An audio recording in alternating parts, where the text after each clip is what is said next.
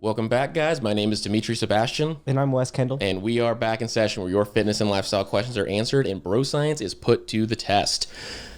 The most favorite of all bro workouts. Or is it the most feared? You know what?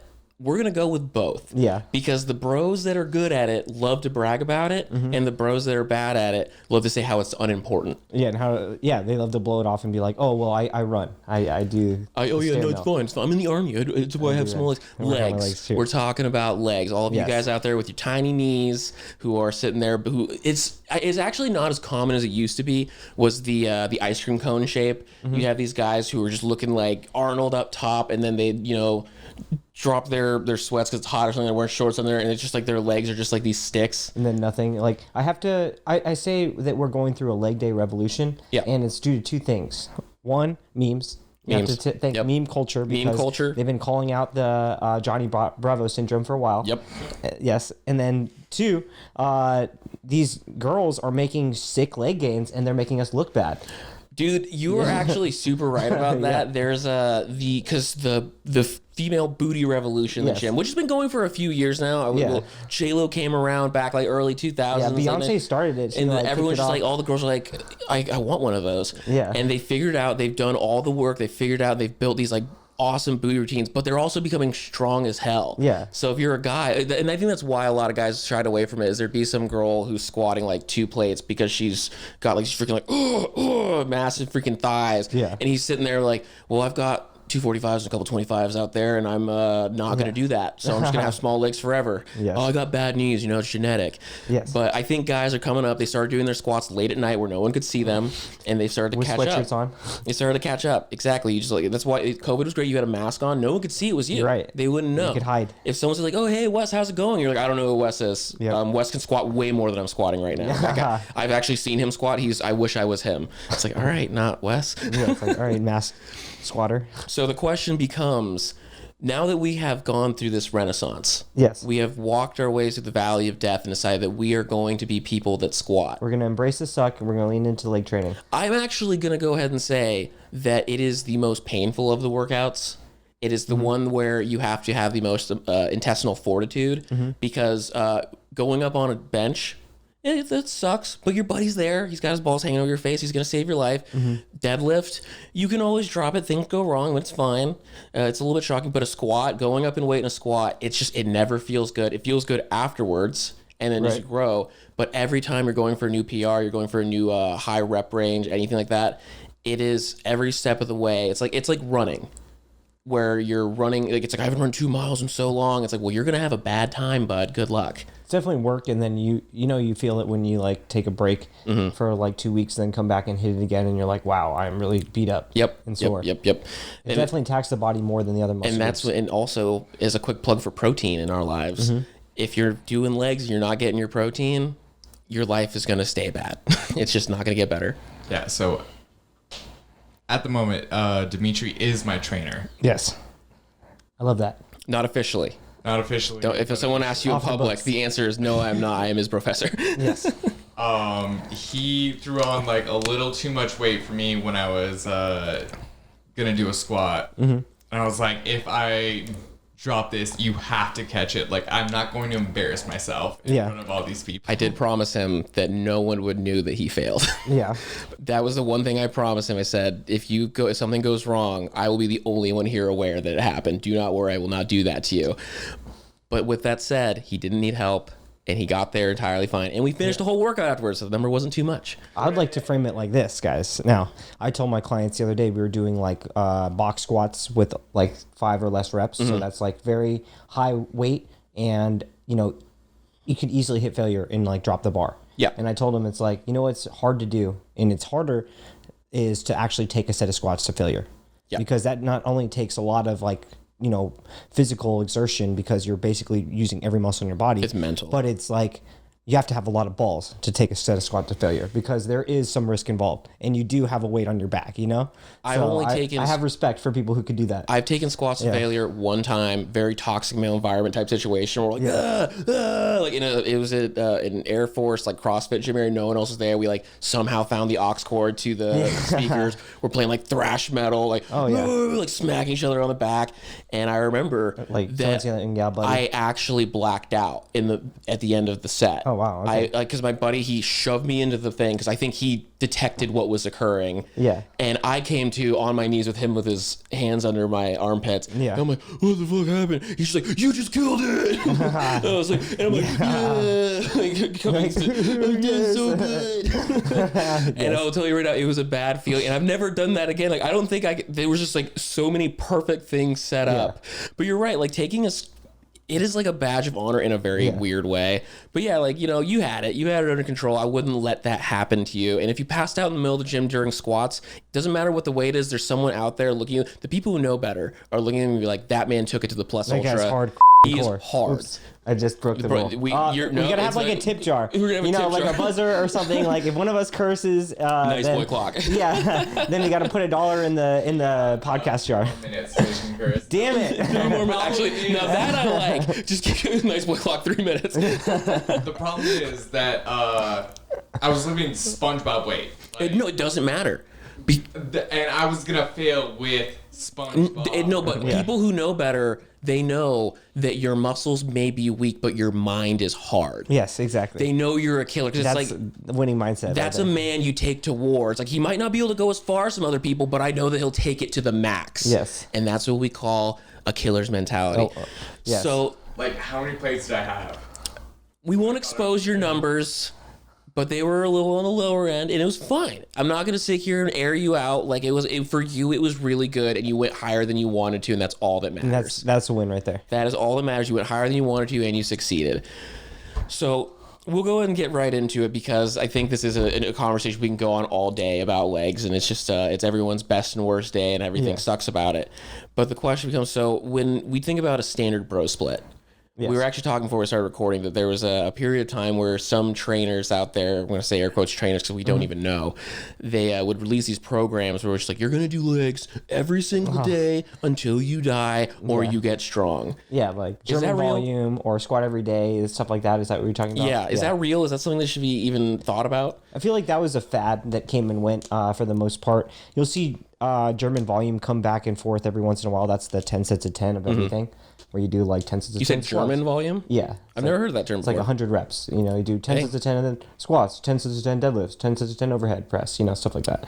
And then there's the other gimmick one was squat every day. That I thought there was 6 sets of squats every workout. And I thought that one, you know, maybe some people could get benefit from it that aren't like training maximally. But if you're training to like max out, you're going to end up injuring That's what I was yourself. just thinking. Is like, what is like the stress ratio we're going for? That's like, are we supposed to be like actually trying to go for something hard, or is it just like you pop on like your 50% weight and just knock them out real quick just to like get the blood going? Yeah. I mean, it would have to be that.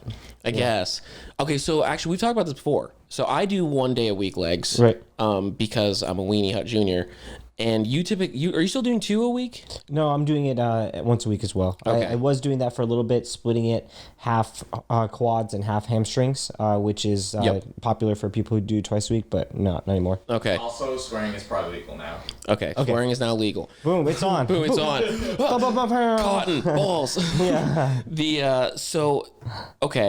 So what is there a right answer? Is there actually let me guess this. So we know that 1's okay. Mm-hmm. We know that 2 is okay if you do it right. What is too many? Shit, we have some ladies training legs 3 times a week. At Okay. 5-star. But it depends. I'd say it's like what your goal. Yeah, shreddication right there. That's 3 times a suffering. week. Yeah. That's suffering. I wouldn't do that. I personally like the 1 time a week because it makes me mentally ready for the next one, I would say. Yeah. I feel like if I had it twice a week, I may not approach my second leg day as intensely. Well, I like to approach leg days, even when I'm doing like a hypertrophy thing. It's like I'm trying to be shredded, look cool, everything like that. I still like to treat my leg days like a power lifter because that's the only way I can mentally enjoy it. Is it has to be to a goal that says like I'm going to crush a number, or I'm going to maintain a number, or I'm going to do more of this, that, and the other. And I think a lot of legs is based around a mindset. So like, you know, if you said like those ladies doing it 3 times a week, like that's probably their focus. Like they want to have badass legs, badass booties. They want to be like, boom, like hitting it there. They want a booty. And then for me, it's like I want to be really explosive and really strong, Right. but I have to come at that in like I'm prepping for like fight night. So doing that twice a week is kind of hard because then I feel like I'm like, oh, well, I have to do this again on Thursday, and like Right. I don't know if I'm gonna be able to do. So if I have a day of the week, which is typically these days like Tuesday, I know on Monday it's like eat some carbs tonight, get mentally prepared because Right. you're about to have a bad day tomorrow. But it's my choice and I want it. Right. Dude, speaking of a bad day, I have fucking bruises Yeah, you got my this on your back. shoulder. Yeah, good for you. Nice. Good for you. from squatting. Yeah. Yeah, there you go. You're getting there. Every single girl I've ever dated, Fuck you. first time they see me with my shirt off, they're like, what's going on with your back? And I'm like, well, you know, it's from the bar. And they're like, you should hold it for like, put a pad. And I was just like, don't you ever You're disrespect like- me in this household again. You're like, use what? Excuse me? Excuse me. And then I'm like, I'll start using low bar if it traumatizes you. Then I do low bar once and I'm like, this is uncomfortable. I'm going back to high.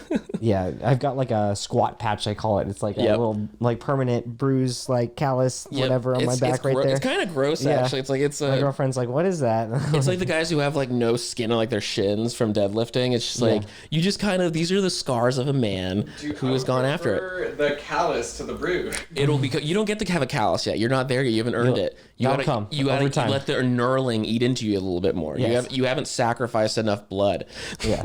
to the gods of iron. So okay, we can do it more. Yeah. We can do it less.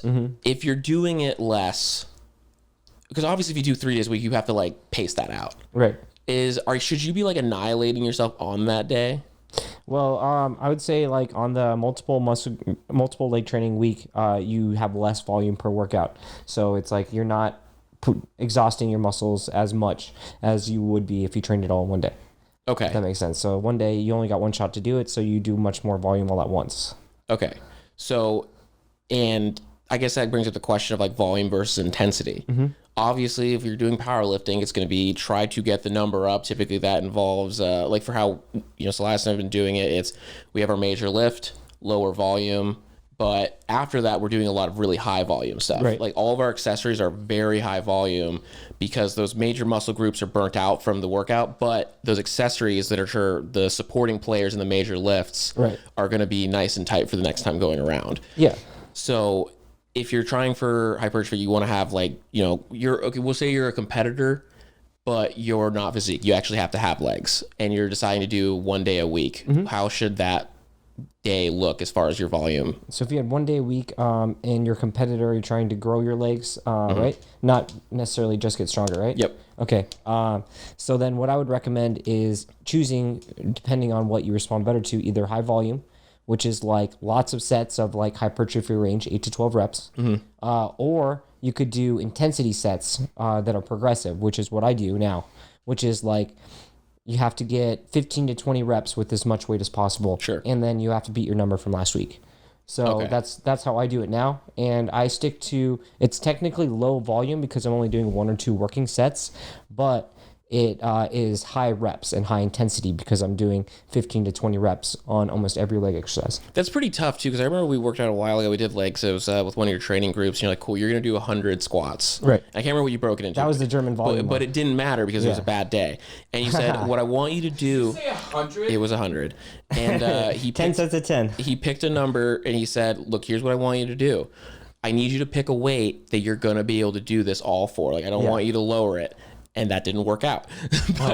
yeah. That didn't work out. But Dude, 100 squats at any weight. That's fucked. it's really lot. hot. It It's was tough. a lot. And I think it was around like 95 where I sort of was just like, 97 and 100. Like, I think I skipped down to like 4. You have 5 more to go. It was so funny. 95 squats. And it was so funny because like I left that day and I was like, I felt bad about it. I was just like, I was so close. Like, why did I do that? But it's like, it was so awful. It's a lot of squats. But it is interesting because it gets you, I think, tuned in for who you are and where you're at for your leg workout. Right. But like that is the growth is like you're punching it. You're punching it. You're punching it. The strength is like growing that explosive. Like you're it's kind of like accelerating a car, but with that hypertrophy, you gotta just keep pounding on it. Yeah, you have to like really fatigue the muscles with legs. Yeah. Like I think that's one thing that people don't understand about legs is, you know, unlike training arms or chest or something like that, with the chest it's like, yeah, you have to try and get like heavier and stronger. But with legs it's like you can't, if you're trying to grow them, you can't just get stronger. You also have to tire them out. Yeah. So that's why I try not to do less than like 10 reps of anything on legs, because it's like, yes, you can get stronger and increase that, but it's like the fatigue amount of your legs is like a quarter of what it would be if you took it to failure at like 20. So, and we were going to save this for the end. I actually want to talk about it now, and we'll talk about the different groups. Yeah. DOMS. Yes. Delayed onset muscle soreness. Yes. This is one of those things that is Elias is experiencing heavily these days, especially with being he has to stand up at work. It's not fun. It's funny because sometimes you can be in a situation where your DOMs are lasting until the next time you do legs. Right. Like Is the there a week-long way DOMs? to avoid that? Is there a way to make it better? Or is it just one of those things that you deal with and accept? To avoid it. Well, if your legs are sore until the next leg day, then you may have overreached a little bit, but sometimes you have to overreach for a period of time to condition yourself Yeah. to it. Some things that you can do while you're overreaching and while you're in that zone is you can do slow cardio after the day of or the day after legs. Sure. You could, make sure your protein intake is high enough where you're repairing. You could also do like the foam roller or stretching as well. And then also like people do ice baths and saunas and things like that. Yep. Temperature therapy, things of that nature. All those or all of them together can, blunt the DOMs. But you can't get rid of them. You can only combat it, essentially. Well, if you don't get it at all, then it's like You didn't kind do of it enough, concerning. yeah. It's like, well, did I really take advantage of my whole workout if you feel nothing from it, Well, the classic thought process is if you're not getting DOMs anymore and you've done your program for a while, we'll say a few months or whatever, it's like maybe it's time to kind of like switch up some stuff because you're the whole muscle confusion. It's not as dramatic as everyone thinks it is, but your body is adaptive. And if your body starts being like, I know what this guy's doing, like if you've been doing your workout for long enough, and with consideration from your trainer, you can change things up, and then you'll start getting that again. Your body's like, okay, now I got to feed more blood. We got to feed more protein. We got to get some growth in there because we've now found new, scarier saber-toothed tigers to fight. So we need to grow and get faster and stronger. Exactly. That's sort of the way that it looks. And it was fun. I feel bad for Slice because we went and did legs, and we had told you, we're going to go on a walk afterwards, so he feels fine afterwards. And we get back, it starts raining. And I was like, I'm sorry, like, we're not going on a walk. It's over. Yeah, it's like, that's it.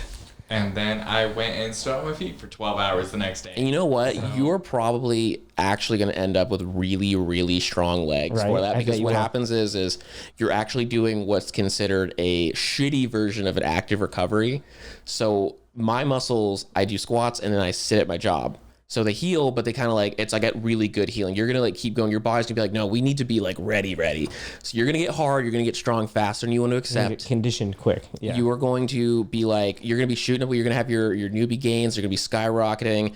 You're going to have like some hardcore. You're going to be wiry. We're going to be ready for it. And then it just hurts. the complaining will never stop. It will still hurt, but you will be stronger. Well, that's what it's all about, though. Exactly. I think it's good stuff. I'll still never have Wes's calves, though. Wes's calves are very achievable. Thank you for complimenting my Wes's calves are That doesn't achievable. happen very often. That was. I am just gonna go ahead and put a stop to the fake. No, kidding. Yeah. I think Because you've seen my calves grow over the years. I have. I actually Yeah. have. And also, you have the nice thing where it's. We talk about skinny guy abs. You have like skinny calf Skinny guy. vascularity. I do. I have like mostly ripped calves all the time. Yeah, exactly. Like you turn to the mirror, you like do a little calf pose, and you're like, oh, look at that. See that? That's blood. That's blood moving through my body. Those are inchworms. Some right people there. want a bicep vein. You've got yourself one right in your calf, and the real riders know what that's all about. Yes. So actually, let's go ahead and take it for a quick break. Okay. Then we can roll straight, and we're going to be separating glutes. We're going to be talking about hamstrings. We're going to be talking about quads and how those things all come together to make a super awesome leg that is beautiful and wonderful and strong. Yes. Another word from your sponsors. It is Wes and Dimitri. We are here to tell you about a great offering we have. It's a YouTube channel. You're probably on it right now. Are you listening to the podcast? That's also a good thing to listen to. Subscribe, like it, BNS_radio. You can find me on Instagram at Dimitri Sebastian. You can find me on Instagram at WKendall_MFT. Please like, ring the bell, and subscribe, and listener questions too. Exactly. We miss you guys. We like hearing from you. If you are not already subscribe, and then find a friend, steal their phone, hit the subscribe button on theirs. They won't notice for several weeks, and then they might start watching because they enjoy the great content. Like 8 downloads for us. Exactly. We love that. Yeah. Exactly. We have some people still out in Europe randomly who decide they start watching us. European guys.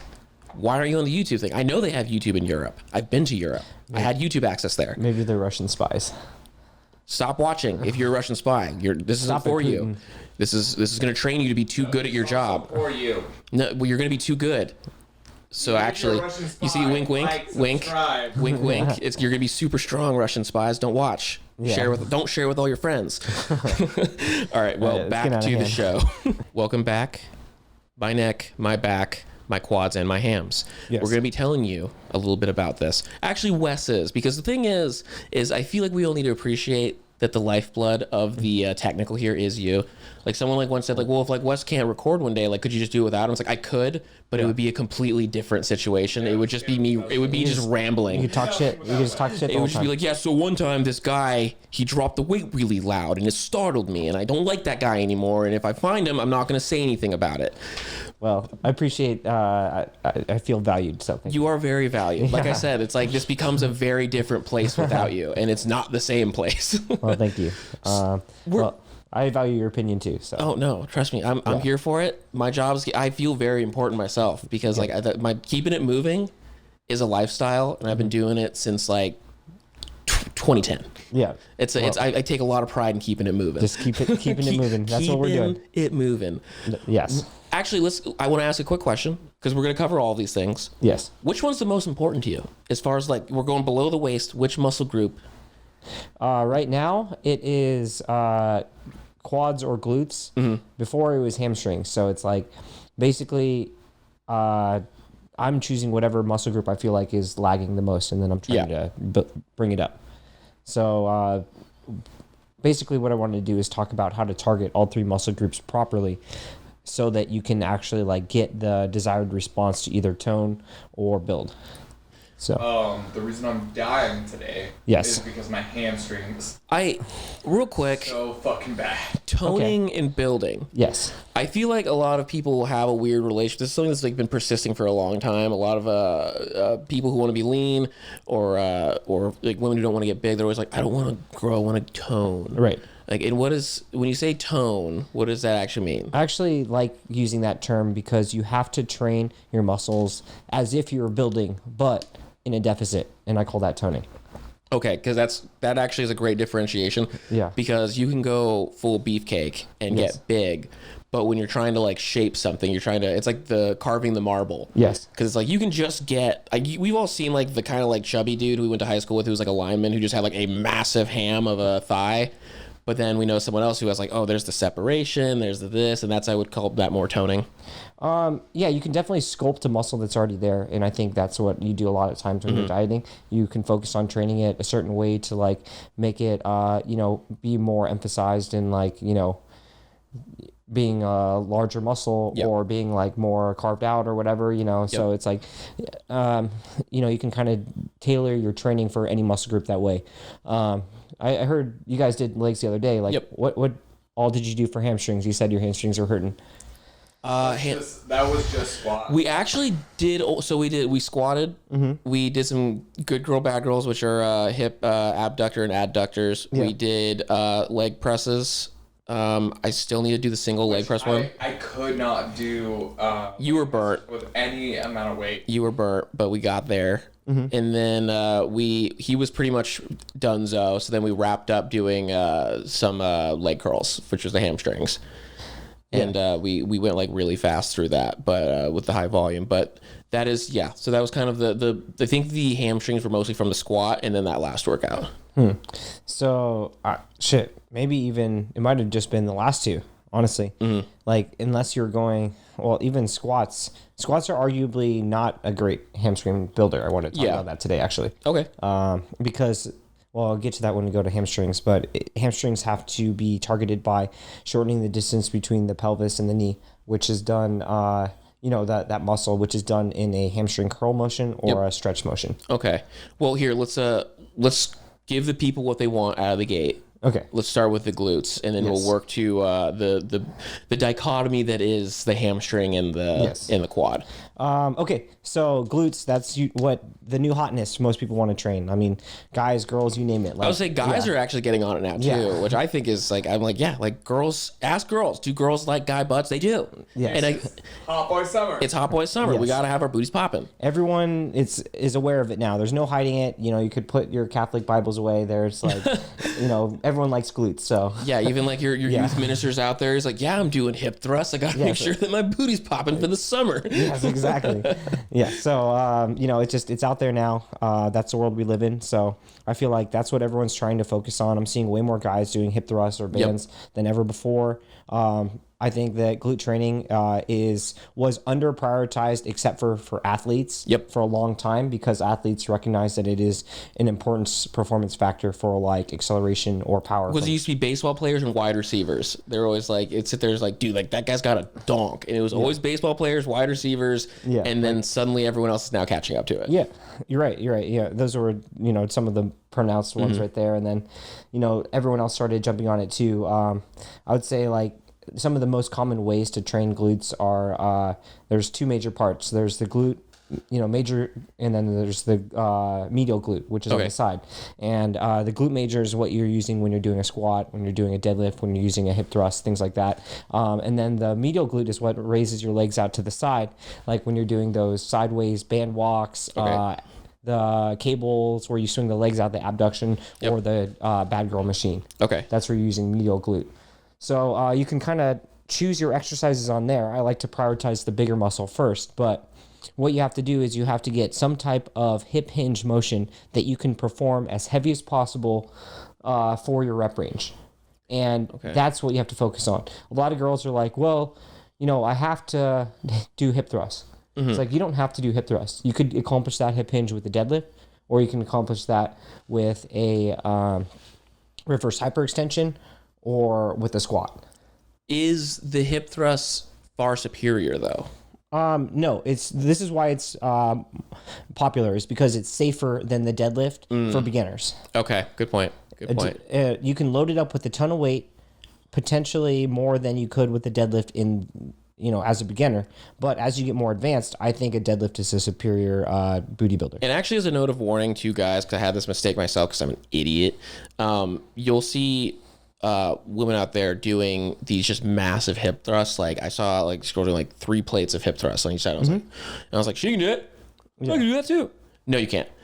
You can't. Like, and I actually almost injured myself because I didn't do that much right out of the gate, but I just put too much on. I remember this was a while ago, but you are going to be weaker at that than you think you are. Yeah. If you're not so used to it. just humble yourself for a second and realize that your butt prowess is not quite there yet. And but it is a really good. It's a different one. It's like almost like when you do a squat, you feel it up through the leg, and then when I did the hip raises, it was like targeted like deep in the glute. Like It's very isolating. What's up? Yeah, Dimitri is also not an angel, because when he made me do my deadlift, he pushed me way harder than he should have. I don't think that's true because you're alive. You didn't die. Okay. He didn't die. This is all revisionist history against Dimitri right now. I'm under attack. No spinal injuries? No spinal injuries. That's what I'm talking about. He made it through alive, and he's here today. Hell yeah. But so we have the hip bridges. Those are like the popular one right now. Yeah. We have that. So you brought up the medial. So that's going to be mostly more of an accessory movement. So we're talking like the side steps, abductions, cable kicks, kickbacks, or cable abductions, side steps, all those clamshell frog kick type band motions that you see everyone doing. Okay. Bad girl machine, things like that. I'd actually like to take a moment. Yeah. For the hip abduction adductors, I think we should take those back. Good boys, bad boys. We're taking Hot Boy Summer. We're taking Good Boy Bad Boys. It sounds so much I don't more- think it works. much more aggressive. I don't think it works. Boy Summer. It's I actually We want can to have that one, I but- actually might need to walk that back because Good Boys Bad Boys sounds so much more aggressive, and I mark it from the record. We're not taking those. No. You can call them by their proper name, or you can call them by the fun one that already exists. That's gonna be a no for me, dog. That's gonna be a no for me. I said it as soon as I said it. I was just like, Dimitri, let's go and leave that alone. We're still taking crop tops. So Yes. actually, here's a good question too. So we now know that you can grow your glutes using those. Is having powerful glutes going to make you much better at squatting? Like, let's say you like focus on glute work. Am I going to suddenly be like, damn, like I'm a squatting king? It's definitely going to help your squat from reaching depth and from on the way up. People with more glutes have more stability there. That's where you get the acceleration from the top. So yes. Okay. So glutes are not only visually appealing to everybody, they're also highly functional. Yeah. Well, so also, I was on a phone call with Dimitri and his girlfriend this weekend, and I was bitching about good girls, bad girls because they hurt, obviously. The official workout of BNS now. Yeah. And she was like, why were you even making him do that? Like, why was that a thing? And he was like, well, it makes his squat better. Yeah. I accept it. That's what I was it does. told. That was what I was told by my elders, and I pass it on to the new generation because every accessory should be good. The glute is underutilized. Well, that's a abductor and abduction. Well, then I don't even know what this muscle would be called. Your abductor. Is it just the abductor? Is that just what it's Yeah, called? it's like your hip flexor and your groin muscles. Yeah. Yeah. So those are heavily involved in the squat, not the glutes, but yes, it does make your squat better. Correct. You don't have to do it all the time, every session, but doing it as an accessory is beneficial. Actually, here's another question. So if we're gonna do specifically like a hip thrust, Yes. should we be treating that like a major lift, or should we be treating that like an accessory? Like it's still important, but we want to make sure that we don't have to worry as much about being fresh for it. I would say, well, that's a misconception that we should definitely get into on a whole episode on, should you save your big exercises for the beginning or the end? That is a good Because question that's because I usually front load the big one. It depends on, you can do it either way. It really depends on a lot. Yeah. there's definitely, That's a commenter question right there. yeah, there it is. You're right. This is you for the, director's cut. We will have that answer someday. But yes, that's a big one. You could definitely turn the hip thrust into an accessory by treating it like a one leg hip thrust or B stance. Or you can even do like lighter volume or like low, long pauses, things like that, slow reps, things to make it more of a supporting set than like your main one. Sometimes like one of my favorite things for glutes is to do low straight leg deadlift partials with the bar, heavy. Okay. And then finish with high volume glutes after with hip thrust. And that combo together hits them pretty hard. We call that, folks, free chicken. Write that down. That's it. That's what you get when you work with Wes. Yes. Okay, so we have glutes. Yes. We kind of have an idea where that is. They're where they live in the realm. Now, where it starts getting funny is I feel like a lot of leg people think that the quad is the only muscle in the leg. Love guys. It's just it's silly because it's in the front. Yeah. And then you have the hamstring, which everyone likes to ignore, especially if you squat but don't do deadlifts, which the overlap of that existing is shrinking. Most people that squat will also do deadlifts, but a few years back, the deadlift was like kind of like a weird thing that only like It the lost angry guys did. popularity for a while because a couple people tore their biceps or like hurt themselves, but those are like the extreme athletes on the one end of the spectrum. The deadlift is definitely back, and it seems like it's here to stay. Yeah. So working your thighs, I feel like a lot of people think it's leg press, it's squat, and it's leg extensions. Right. Those make sense. There's some arguments against leg extensions that some people don't agree with. They say that they're bad or there's a right way to do them. Where do you kind of live in the spectrum of like how to properly build a quad? Okay, so I feel like the best ways to build quads, you actually have to sacrifice your hamstring, activation and usage on like a leg press or like on I mean, we kind of touched this already, but it's arguable whether you use your hamstrings very much on a squat or not. But you can overemphasize the quads by doing a closer, more narrow stance, high bar stance, or a toe focused stance. Yeah. So that's one thing I like to focus on. Any press that you're doing for quads, if this is your foot, putting pressure here or higher is going to focus more on hitting the top of your quads. Okay. And like, for example, if you're on the leg press, instead of going at like a medium or higher, wider stance, go closer and narrower heels closer to the bottom. Are we talking like sissy squat close or just like slightly inside of shoulders? Well, it depends on how far you want to take it. Oh. I mean, when you load up maximal weight, you don't want to go all the way to the bottom because that's a lot of pressure on your knees. Yep. But you do want to find a balance where you're getting a lot of quad focus without any joint like extra activation. You can feel it when it's hitting your knees. So it's Okay. like you want to feel it more in the leg muscles and not the joint. Make sure that's actually taking the stress. Okay. And then as far as leg extensions go, to clarify for people, and I actually don't even have a great understanding of this because like I hear people talking about it and I usually just mentally check out. Right. It's bad for your knees if you go too far out. It's like there's been some science done that says if you are doing heavy leg extensions and you're going all the way up and all the way down, like it's actually detrimental. Yeah, like if you're doing it a lot and to the extreme with heavy weights, yes, you can separate your knee joint from what I've heard, and that that has been talked about. My coach has me do very high volume or very high reps, so it's That's like, why I check out on it because like when they describe what the problem is, it doesn't seem like a real problem for me because it's like, why am I gonna go max on a leg extension? That's not a thing. That is the exact problem. Like, Demetria, you never have me do so much weight that I would actually like blow up my knees. Well, that's because I've hurt myself. I have hurt myself, and it's when I was like 19, and you're just like then you're sitting there for 2 weeks feeling like an idiot. You're like, why would I do that?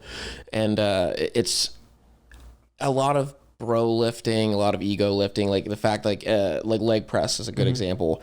They have these guys who will put like 1,400 pounds in there, but like they can't squat on at all. Like if you throw a bar on their back, it's sad. Right. Same thing like leg extensions. Like if you're trying to show off to me with a leg extension, I'm gonna be like, that's weird. Like that's a weird thing to decide that.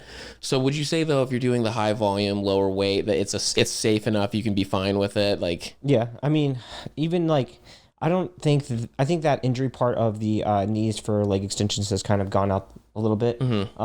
It does strengthen your knee joint to a degree. yeah. Building muscle, especially around the lower quad, is protective to your knee.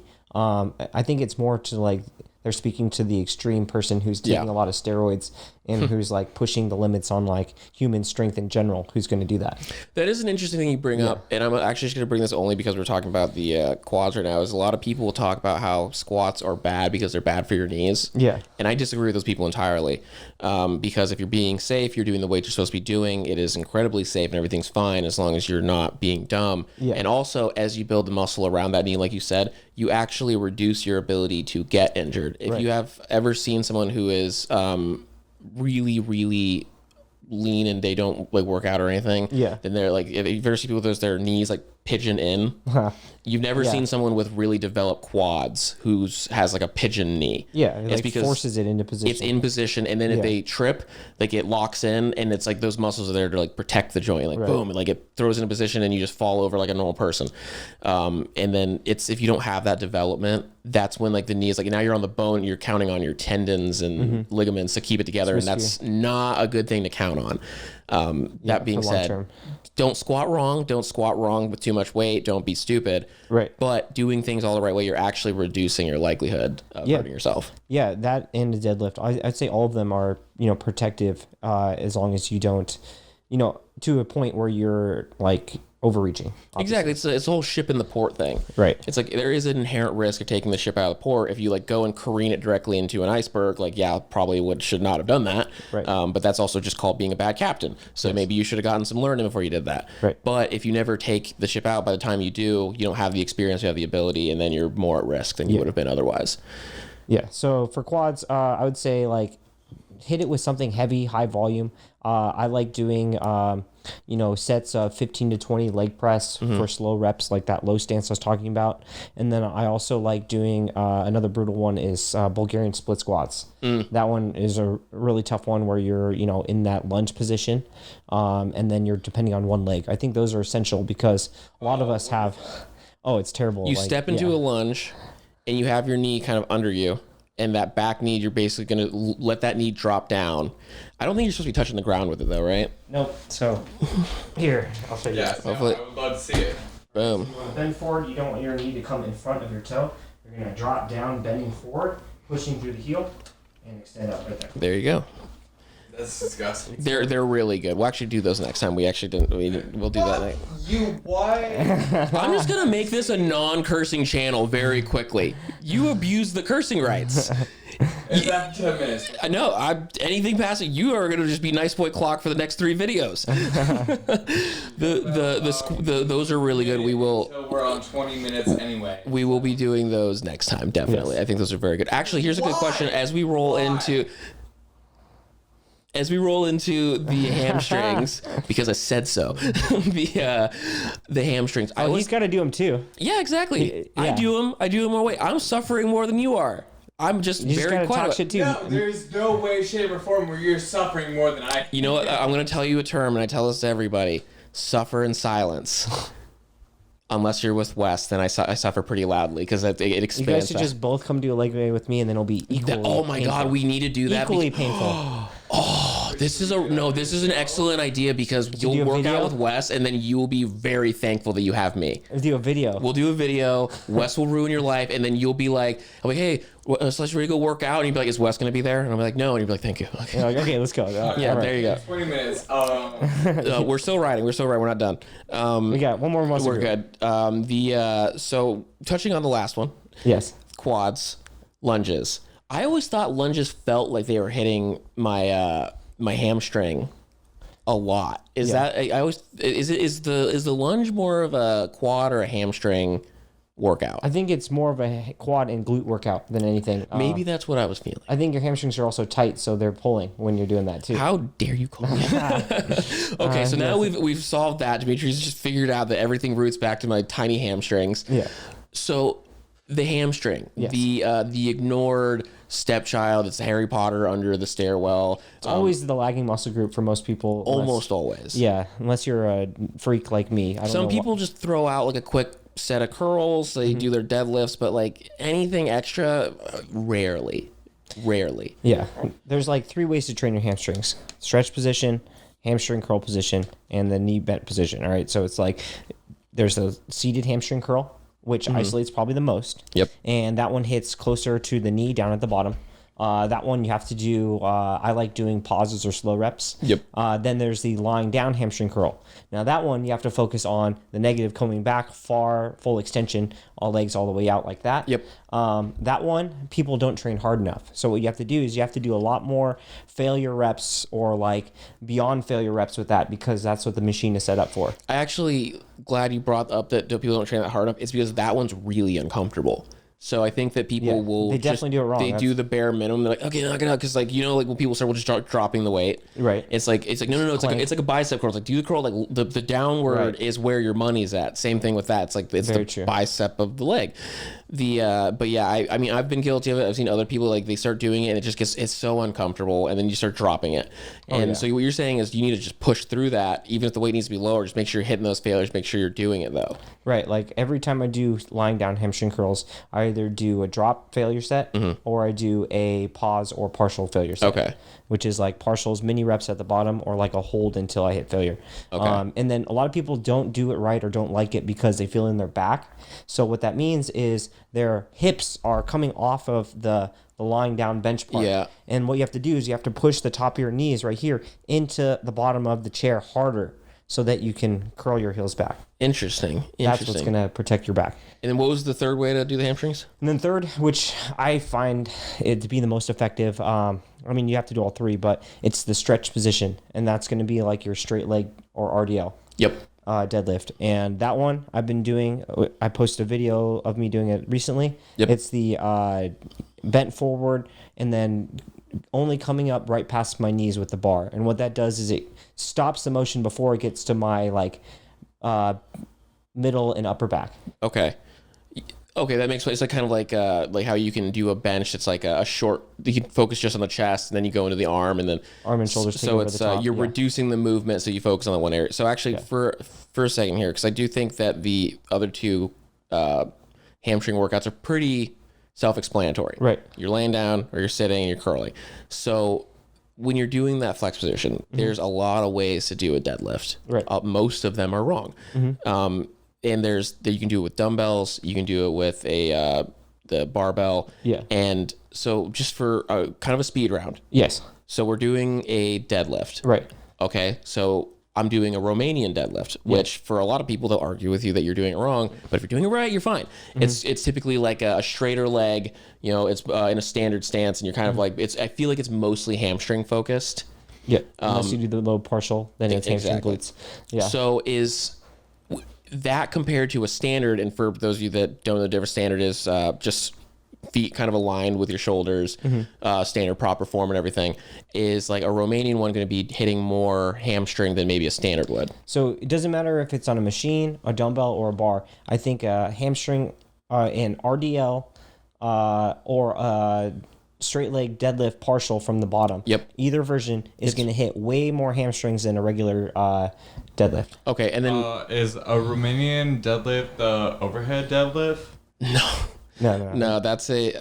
that is a snatch or a power clean. The difference is straight leg deadlift, you start at the top and you start to descend past the knees and you come up. RDL, what you do is you usually start from the ground and then you're going to come back, hinge past the knees. Your knees actually bend as you lower, as opposed to the straight leg where the knees don't bend. That's the difference. A lot of people do it wrong, and I think that's actually even worth like doing a video of you showing the different types of deadlift. We should do that. We should do that soon. that'd be a good video. Yeah, because the problem is like I've been criticized where they're like, you're doing your deadlifts wrong. I was like, first of all, don't come up to me at Home Depot and tell me what I should be doing with my freaking like my patio. Like just let me mess my stuff up. I don't know you. It is easy to do wrong, and you can compromise your back very easily doing it. So it's something you want to be careful with. We were actually going to do a video about that. Yeah. But with the I actually know what I was thinking of. It was the overhead squat.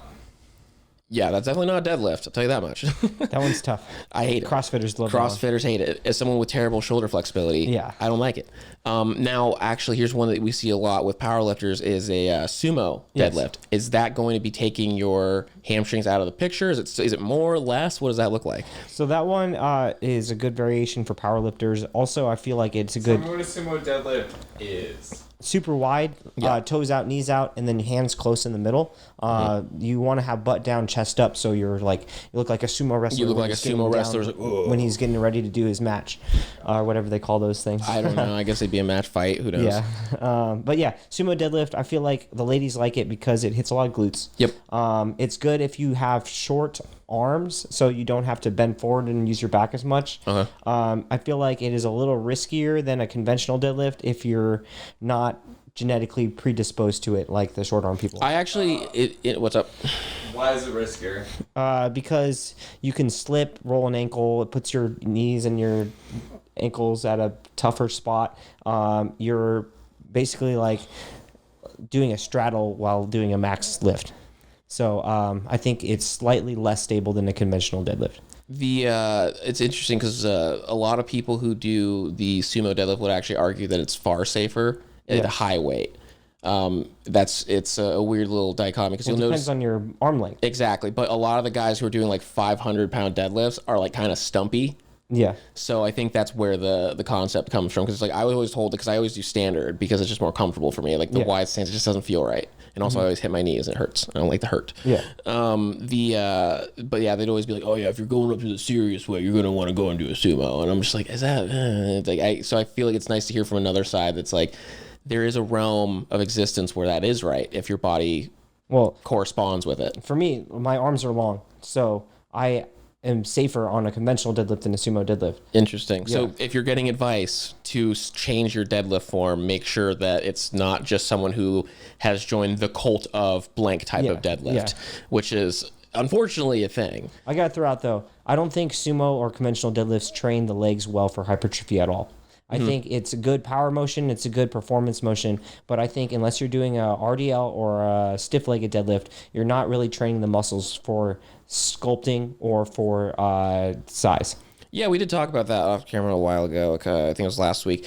That like the conventional wisdom was that like it should be there always, but there's now people arguing it's like it's good because it makes you strong, but it doesn't do anything in the realm of building muscle and creating growth. It spreads out the work too much, is what it does. So bodybuilding It's too efficient. No, well, it's too dynamic, is what it is. There's too much going on. You're taking the weight at too many different points in your body, where it's like you're not really building anything or isolating anything beyond like your newbie gains. Okay, that makes sense. That definitely does make sense.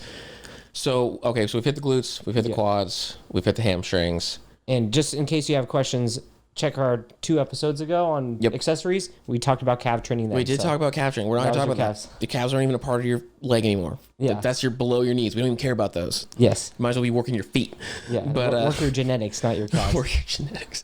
Yeah. So I mean that's pretty much everything I think that you could really. There's obviously a lot of accessories. There's a lot to it. To bring in briefly, cardio and legs. We've talked about it before. Is your cardio going to be throwing off your legs? Is your legs be throwing off your cardio? Are these things that can coexist in a way that makes sense for everyone?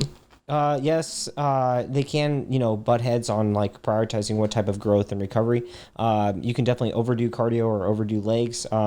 Most people who are focusing on the most leg gains stick to like incline walking or the elliptical or stair mill for their cardio. Okay. And they do less on the running.